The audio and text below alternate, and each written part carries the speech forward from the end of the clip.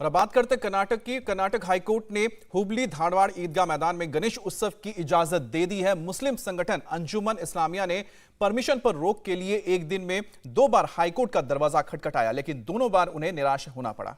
बंगलुरु के ईदगाह को लेकर सुप्रीम कोर्ट के फैसले के बाद एक बार फिर देर रात एक अंजुमन इंतजामिया के सदस्यों ने हाईकोर्ट का रुख किया, लेकिन उच्च न्यायालय ने साफ कर दिया कि ईदगाह मैदान कमिश्नर के अधिकार में है और उन्हें उस पर फैसला लेने का पूरा अधिकार है।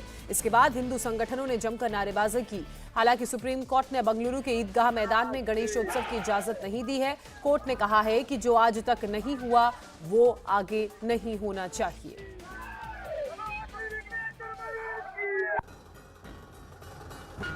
सुप्रीम कोर्ट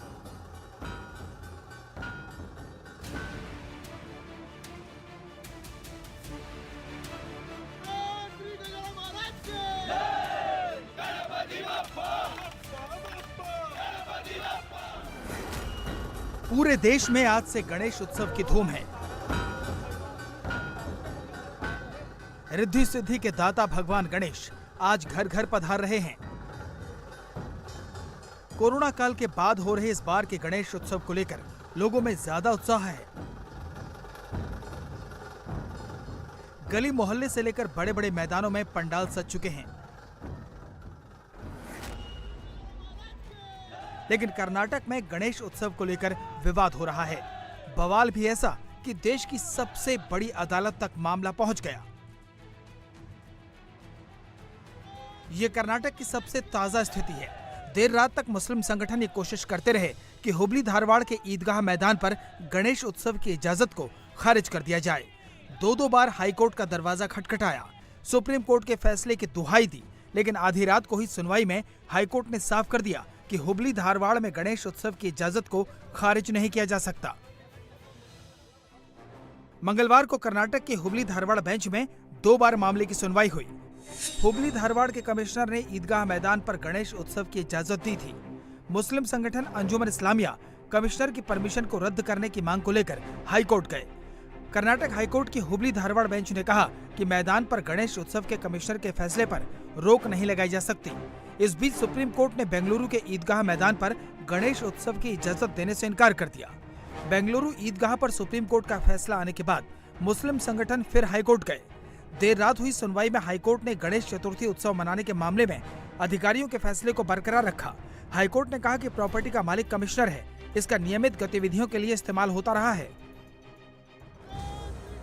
इस फैसले के बाद हिंदू संगठनों ने सेलिब्रेशन किया और आज से गणेश उत्सव की तैयारियों में लग गए। लेकिन बेंगलुरु में मामला हिंदू संगठनों के पक्ष में नहीं गया। ये ईदगाह मैदान है।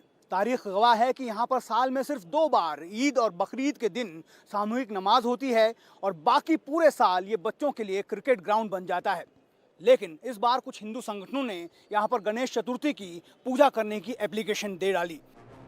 बेंगलुरु के चामराजपेट के जिस ईदगाह मैदान को छावनी में तब्दील कर दिया गया है, वहाँ हिंदू संगठन गणेश उत्सव मनाना चाहते थे। इसकी भनक मुस्लिम संगठनों को लगी तो उन्होंने इसका विरोध किया। मामला बेंगलुरु महानगर निगम के कमिश्नर के पास था। उन्होंने दलील दी कि ईदगाह मैदान पर मुस्लिम संगठनों का दावा साबित नहीं हो सका है, इसलिए गणेश उत्सव की इजाजत नहीं दी जा सकती। मुस्लिम संगठन कमिश्नर के फैसले के खिलाफ हाईकोर्ट चले गए। हाईकोर्ट में मुस्लिम पक्ष ने दलील दी कि ईदगाह मैदान वक्फ बोर्ड की प्रॉपर्टी है, इसलिए वक्फ बोर्ड ही तय करेगा कि जमीन का किस तरह इस्तेमाल हो। बेंगलुरु महानगर निगम ने वक्फ बोर्ड के दावे को खारिज करते हुए साफ किया कि ईदगाह मैदान का मालिक बीबीएमपी है। वक्फ बोर्ड ने यह दावा भी किया कि ईदगाह मैदान गैजेटेड नोटिफिकेशन में वक्फ बोर्ड के नाम पर है। 1871 और फिर 1938 के दस्तावेजों में इसका जिक्र है। बेंगलुरु महानगर निगम की दलील थी कि 1974 में पूरे शहर का नए तरीके से सर्वे करवाया गया। उस सर्वे में ईदगाह मैदान पर वक्फ बोर्ड अपना दावा पेश नहीं कर सका, न ही जमीन से संबंध साबित कर सका। वक्फ बोर्ड ने कहा कि 1965 से कई मुस्लिम संगठन ईदगाह मैदान की देखरेख कर रहे हैं। बेंगलुरु महानगर निगम ने कहा कि 1974 के सर्वे के आधार पर बीबीएमपी ने ईदगाह मैदान की प्रॉपर्टी को अपने कब्जे में ले लिया था। बाद में इसे बीबीएमपी ने खेल का मैदान बना दिया। सुप्रीम कोर्ट पहुंचने से पहले इस मामले पर कर्नाटक हाईकोर्ट की 2 बेंच में सुनवाई हुई। हाईकोर्ट के सिंगल बेंच ने कहा कि हिस्टोरिकली ये एक ईदगाह मैदान रहा है, इसलिए वक्फ बोर्ड की इजाजत है कि वह इसका इस्तेमाल कैसे करता है। लेकिन डबल बेंच ने फैसला पलटा और कहा कि बीबीएमपी का दावा सही है। जब 1974 में सर्वे हुआ उस वक्त वक्फ बोर्ड ईदगाह मैदान पर अपना दावा पेश नहीं कर सका। हाईकोर्ट के डबल बेंच के फैसले के खिलाफ वक्फ बोर्ड सुप्रीम कोर्ट चला गया। मंगलवार को सुप्रीम कोर्ट ने मामले में 5 घंटे तक सुनवाई की। एपेक्स कोर्ट ने ईदगाह मैदान पर यथास्थिति बरकरार रखी और कहा जो काम ईदगाह मैदान पर आज तक नहीं हुआ उसे न किया जाए। चूंकि 1974 के बाद बीबीएमपी ने इस पूरे मैदान का रखरखाव किया है, चारों तरफ कंस्ट्रक्शंस बनाए हैं, इसीलिए ये ज़मीन और इसका हक जो है वो सरकार के पास होना चाहिए। लेकिन मामला 200 सालों तक यहाँ पर कभी नमाज के अलावा कुछ नहीं हुआ, इसीलिए सुप्रीम कोर्ट ने आज की यथास्थिति यानी आज तक यहाँ पर जो चीज़ नहीं हुई है वो नहीं होनी चाहिए, ऐसा कहते हुए सुप्रीम कोर्ट ने स्टेटस को मेंटेन करने के लिए कह दिया और कहा कि टाइटल सूट की जहाँ तक बात है उसकी लड़ाई अब हाई कोर्ट में ही लड़ी जानी चाहिए। सुप्रीम कोर्ट के फैसले के बाद बेंगलुरु पुलिस ने भरोसा दिया कि वो स्टेटस को मेंटेन करने के लिए जरूरी कदम उठाएगी। सुप्रीम कोर्ट के फैसले के बाद अब बेंगलुरु के चामराजपेट का ईदगाह मैदान छावनी में तब्दील कर दिया गया है। करीब 1600 पुलिसकर्मियों ने मैदान में फ्लैग मार्च किया। किसी भी तरह की अनहोनी को रोकने के लिए 3 डीसीपी, 21 एसीपी और 49 पुलिस इंस्पेक्टर तैनात हैं। इसके अलावा 130 पीएसआई और रैपिड एक्शन फोर्स को भी इस मैदान की सुरक्षा में तैनात किया गया है। लेकिन हुबली धारवाड़ में गणेश उत्सव मनाने की इजाजत मिलने से वहां जश्न का माहौल है। कुछ ऐसा ही जश्न बेंगलुरु के हिंदू संगठन भी मनाना चाहते थे।